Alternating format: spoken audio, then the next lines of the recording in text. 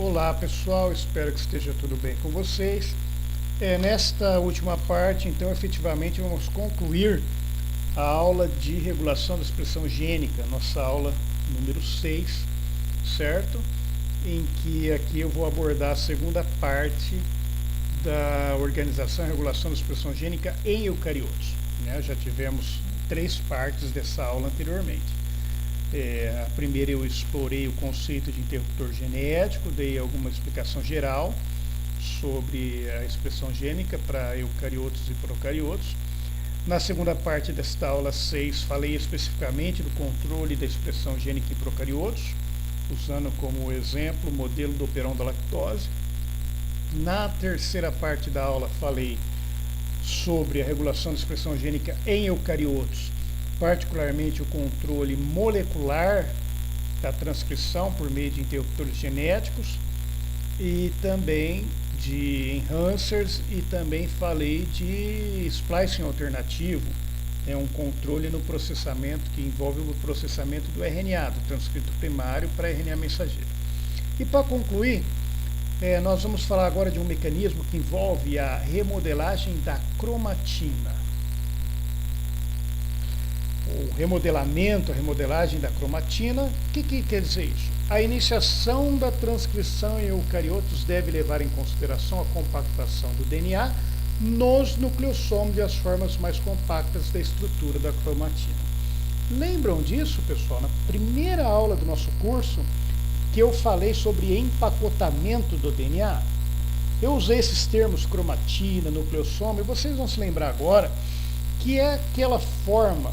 Lembra que nós usamos até o exemplo de contas de um colar, nucleossomos, aquelas estruturas solenóides, aqueles espiralamentos do DNA para fazer com que uma fita dupla de DNA comprida do ponto de vista molecular reduza o seu comprimento, aumente a sua espessura e possa ser organizada nos cromossomos dentro de um núcleo de uma célula eucariota, tá? Isso é chamado de empacotamento do DNA. E aí nós falamos de 2 tipos de empacotamento, 2 tipos de gene, a heterocromatina e a eucromatina. A eucromatina quer dizer a cromatina verdadeira, quer dizer verdadeiro, e quer dizer o quê? Aquela cromatina onde eu tenho genes expressos, ativos. A heterocromatina é aquela cromatina mais empacotada, com níveis de empacotação muito maior, onde eu tenho o quê? Genes não ativos, genes desligados, não acessíveis à transcrição. Por isso que diz assim que a transcrição leva em consideração a compactação do DNA nos nucleossomos e as formas mais compactas da estrutura da cromatina. Quanto menos compactado na forma de eucromatina, eu tenho genes expressos, genes ativos, genes ligados. Quando eu tenho genes na forma de heterocromatina, ou seja, formas mais compactas dessa estrutura, se encontram os genes não expressos, os genes silenciados, os genes inativos, os genes desligados. Tá? Bom, como que acontece essa organização de cromossomo dentro de uma célula? Para começo de conversa, em termos de uma célula eucariota. Nós temos territórios cromossomais, onde cada cromossomo ocupa um determinado território cromossomal espaçado por domínios intercromossômicos, tá? Isso dentro de um núcleo de uma célula. E efetivamente, então, nesses espaços a gente vai ter a transcrição e o processamento do RNA para que ele possa então deixar o núcleo e ser traduzido e ocorrer a síntese proteica no citosol. Numa célula eucariota, é importante a gente diferenciar 2 tipos de cromossomos. O cromossomo de um núcleo interfásico, lembram aquelas etapas do desenvolvimento celular? G1, S, G2, que a gente chama de intérfase, o gap 1, a síntese de DNA, e o gap 2, por exemplo.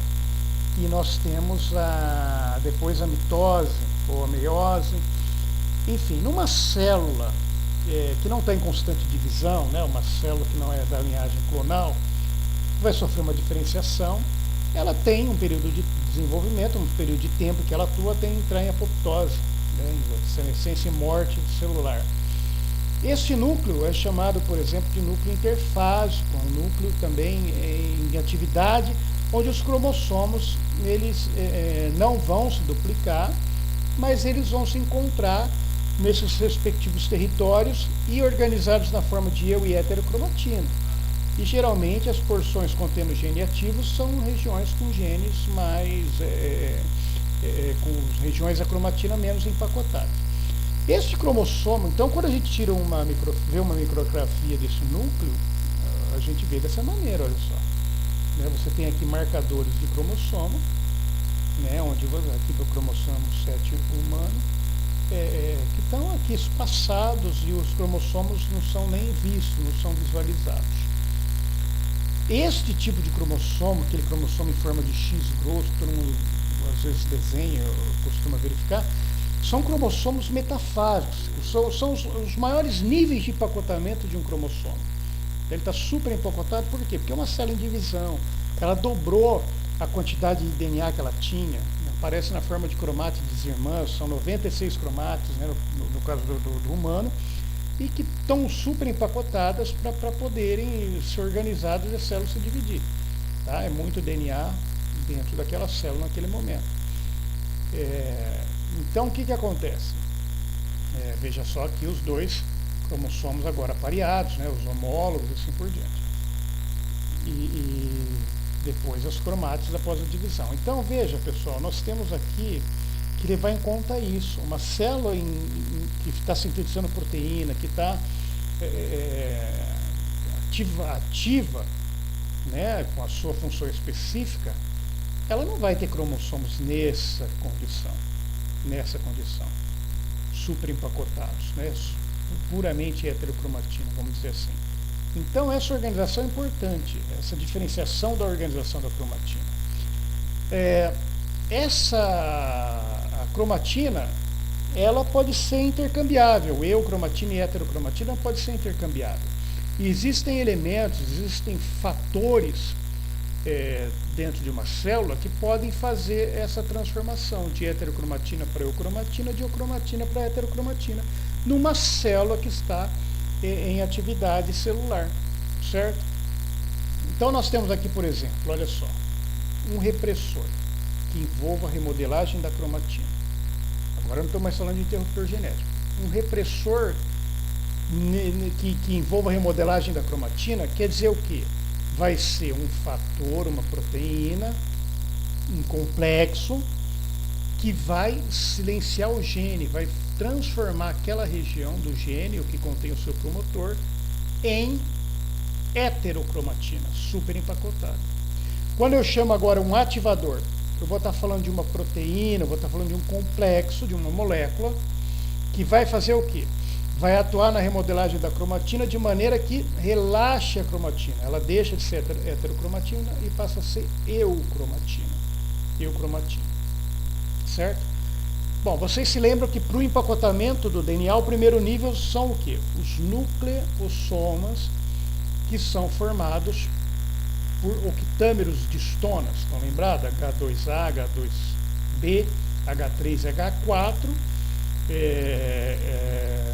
Na forma de octâmero, né, você vai ter então uma histona, um nucleossoma que onde o DNA vai dar uma volta e meia, um pouco mais de uma volta e meia, e a histona H1 vai por fora, então selar esse complexo, estabilizar esse complexo nucleossoma. Tá? Um repressor, ele vai ser o quê? Ele vai recrutar fatores que vão silenciar o gene. E para isso, então, ele vai favorecer a formação de heterocromatina. Para a heterocromatina ser formada, precisamos empacotar ainda mais o DNA. Para empacotar o DNA, precisamos de histonas. E as histonas, nessa situação, são histonas que nós chamamos desacetiladas.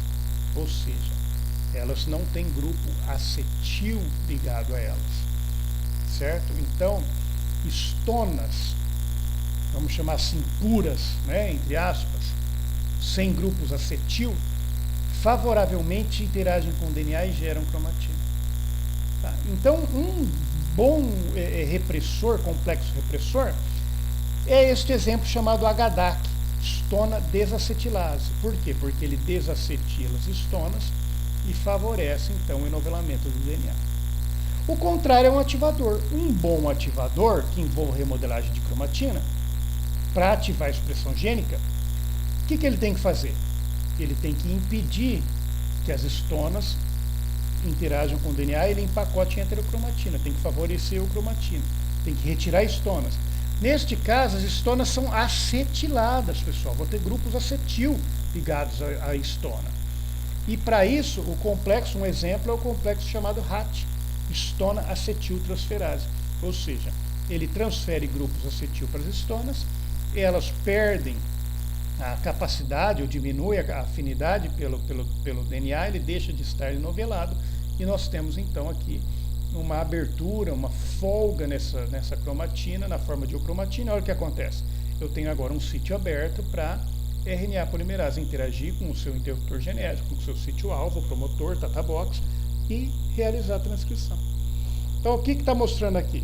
Repressor, heterocromatina, histona desacetilada. Quem está atuando é o complexo histona desacetilase HDAC. Vamos ativar o gene? Vamos deixar de heterocromatina para eucromatina, particularmente na porção que tem o interruptor genético, o promotor do gene. Quem que nós recrutamos? O complexo RAT, histona acetiltransferase. As histonas são acetiladas, perdem afinidade com o DNA, deixa de ser heterocromatina, tem aqui uma região aberta, mais folgada de eucromatina, abriu um sítio para a RNA polimerase atuar e realizar a transcrição. Terminou? Vai silenciar o gene, vai desligar de novo por remodelagem de cromatina? Recrutamos o complexo HDAC, onde as histonas são desacetiladas. Nessa região, volta o enovelamento mais complexo da cromatina, formando uma heterocromatina, genes silenciados e nativos. Tá? Isso quando eu falo de histona. Remodelagem de cromatina não envolve só o aspecto e também a questão de transcrição, não envolve só modificações químicas, só uma modificação química, né? Ligar ou desligar grupo acetila nas histonas. Envolve também o DNA. Só que na sequência do DNA não é acetila, é grupo quê? Metil, CH3. Nós temos nas regiões aqui, por exemplo, da sequência do DNA, o que nós chamamos de ilha CPG, quer dizer o quê? Citosina, fosfato, guanina. Ilha porque eu vou ter isso aqui ordenado várias vezes. Citosina, guanina, citosina, guanina, citosina, guanina. Por que o pezinho fosfato? Porque é na mesma fita, né? Não é no par complementar, é na mesma fita. O que acontece?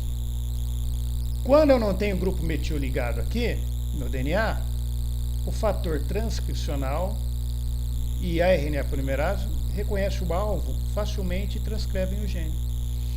No caso de um grupo metil ser ligado aqui, eu tenho uma inativação gênica. Tem aqui uma inativação gênica, olha só. O impedimento, né, físico-químico da interação do fator transcricional e da RNA polimerase. Eu tenho a repressão da transcrição. Tá? Além da remodelagem da cromatina, tanto essa desacetilação que eu expliquei aqui, como essa metilação da sequência, elas envolvem o que nós chamamos de mecanismos epigenéticos relacionados à expressão gênica. Por que epigenéticos? Eles não fazem parte da sequência de nucleotídeos do DNA. São modificações que acontecem no DNA, mas não são mutações, não são alteração na base nitrogenada na sequência do gene. São modificações que envolvem até a sua estrutura, no caso, a ligação de um grupo metil e assim por diante. Tá? Olha, em resumo, tem dois slides que mostram isso. Ó. Com as histonas, o que acontece quando eu tenho um aumento da sua acetilação ou uma diminuição da sua acetilação? Quem favorece a acetilação das histonas? As histonas acetil transferases. Quem favorece a desacetilação das histonas? As histonas desacetilases. O que acontece com histonas desacetiladas? Desculpa, com histonas acetiladas.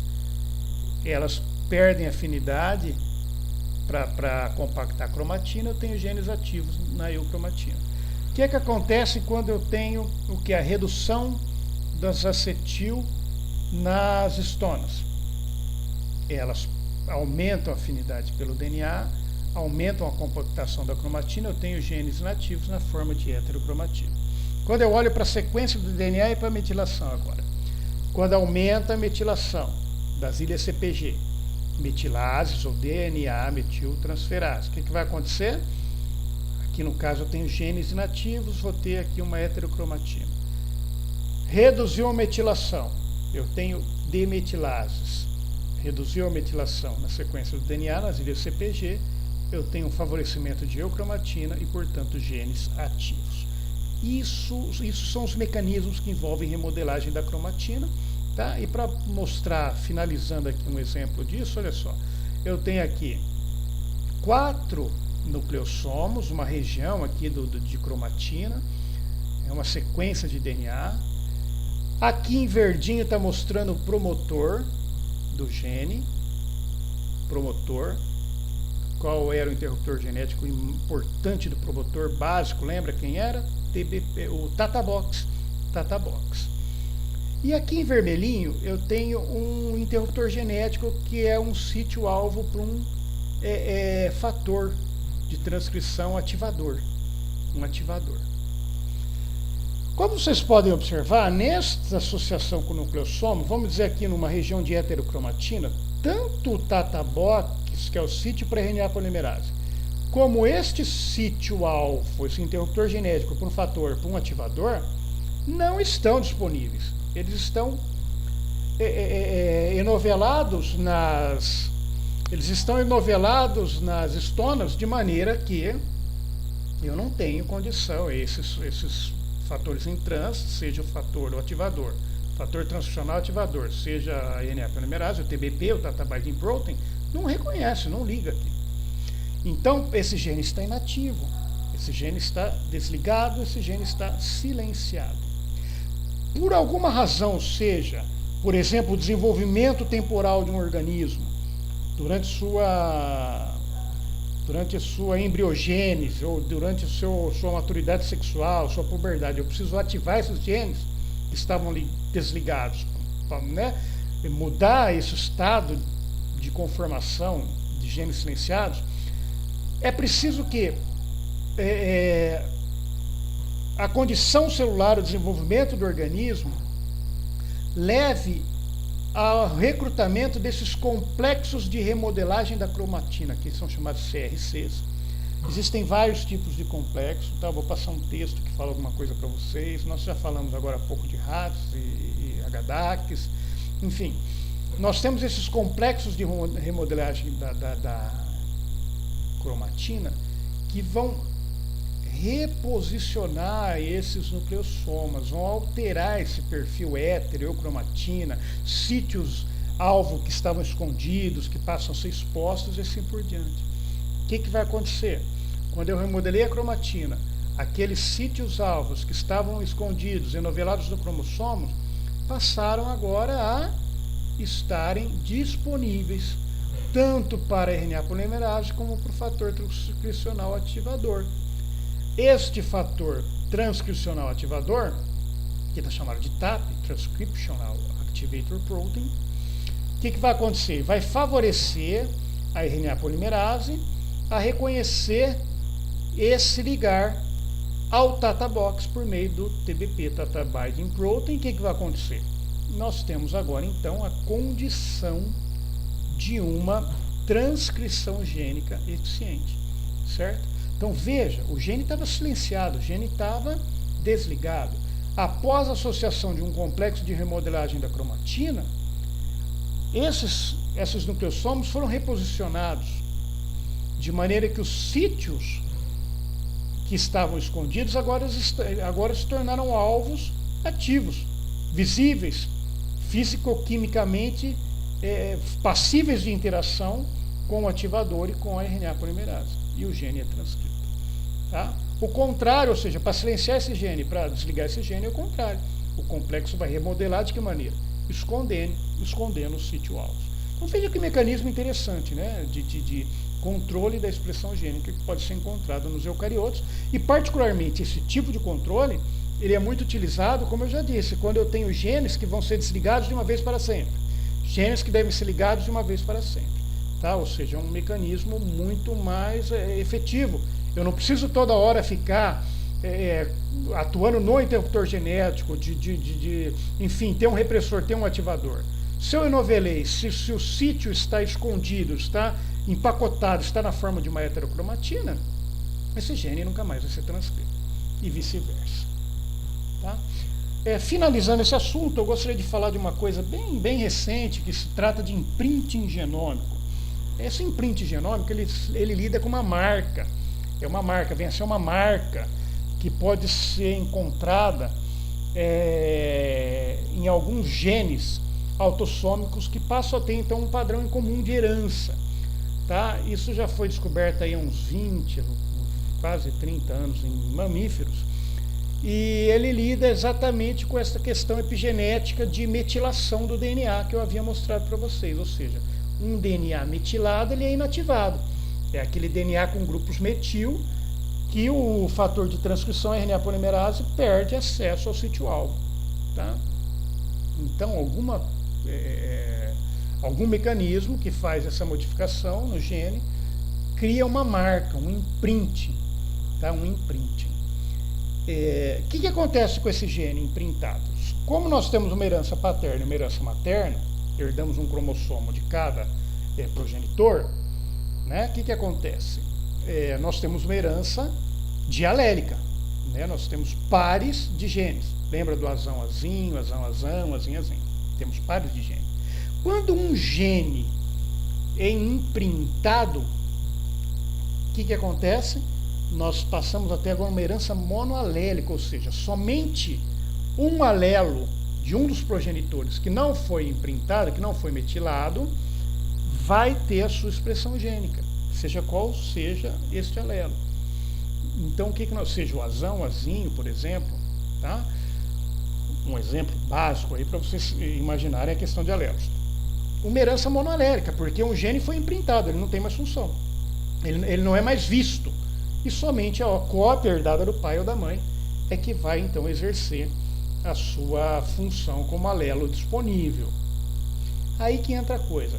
O imprinting, ele pode ser paterno ou materno, certo? Então, que vai acontecer? O imprinting materno é quando a cópia do gene derivado da mãe é inativa, só vai expressar a herdada do pai. O imprinting paterno é quando a cópia do gene derivado do pai é inativa, só vai ser expresso aquele herdado da mãe. Se nós temos, então, uma inativação de um dos progenitores, ou seja, nós temos aqui uma redução de 50% da expressão de um determinado gene, porque só uma das cópias vai ser produzida. Então veja que interessante, isso foi descoberto, né, em mamíferos, tem muitos exemplos aí em camundongos, e isso é aleatório, é um mecanismo, pode ser também epigenético, porque é uma modificação fora da sequência do DNA, mas pode ser herdável. Isso pode ser herdável, quer dizer que o imprinting, ele passa do progenitor para a prole, ele vai ser herdável. Então, o que acontece? Por isso que é uma marca muito específica. Vamos ver esse exemplo aqui, ó, herança de alelos, né, impressionados, imprint, marcados, paterno ou materno, do gene IGF2 de camundongo. Ele está mostrando aqui o imprinting materno. Então, olha só, camundongo macho, camundongo fêmea, ambos heterozigotos de tamanho normal. O alelo que nós vamos acompanhar é esse aqui, esse alelo aqui, ó, clarinho, branquinho, esse alelo cinza aqui, ó, chumbo, escurinho. Bom, o alelo clarinho ele é normal, o alelo mutante, o alelo chumbo é mutante. Quer dizer o quê? Este alelo aqui seria um azinho, vamos dizer assim, azão-azinho. E este alelo aqui seria, em homozigose, causaria nanismo no camundongo, certo? Como são ambos heterozigotos, normal. Só que o alelo normal da mamãe, vamos chamar o azão, está imprintado, está impressionado, está marcado, está metilado, está inativo. Quando a prole herda este alelo, este gene, que é imprint materno, inativado por metilação, o que vai acontecer? Vamos acompanhar aqui. Aqui é normal, azão normal do pai, azão imprintado da mãe.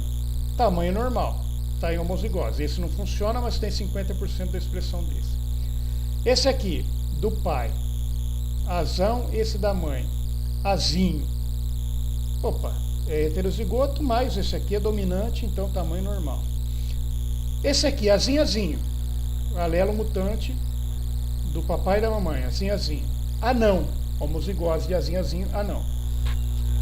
Esse indivíduo aqui, ele tem o alelo mutante do pai, mas ele tem o alelo normal da mãe. Então ele é azão. Desculpa, ele é azãozinho, como esse aqui, ó, ele é azãozinho. Mas considerando, uma heterozigose, considerando que o alelo herdado da mãe sofreu imprinting materno, ele perdeu a função. É como se ele fosse um azinho, só que ele não está atuando como um mutante aqui, ele está simplesmente desligado. Então o único gene disponível, né, para este par de alelos é o herdado do pai, que por acaso é mutante. Então, embora genotipicamente este camundongo deveria ser de tamanho normal, fenotipicamente ele vai ser um anão. Por quê? Por conta do imprinting materno. Pessoal, olha que interessante. Isso quer dizer, isso é uma forma de nós mostrarmos, então, concluindo toda essa aula de regulação de expressão gênica, quantos mecanismos vocês observaram que nós temos de regulação da expressão gênica e como essa regulação gênica, junto à diversidade de sequências, trazem uma diversidade fenotípica importante aos organismos. Né? Como que é interessante assim, a riqueza de mecanismos genéticos controlando a expressão dos genes, de maneira que nós temos aquela associação desde o princípio da aula que nós estudamos, da disciplina, do genótipo e o ambiente, a ação do genótipo, do ambiente sobre o genótipo, dando origem ao desempenho, um determinado fenótipo que vai ser observado num determinado organismo, certo? Então, eu espero que vocês tenham gostado, né? Nós fechamos aqui essa questão de regulação da expressão gênica, certo? E na próxima aula nós entramos num ciclo novo da disciplina, que são as tecnologias aplicadas, certo?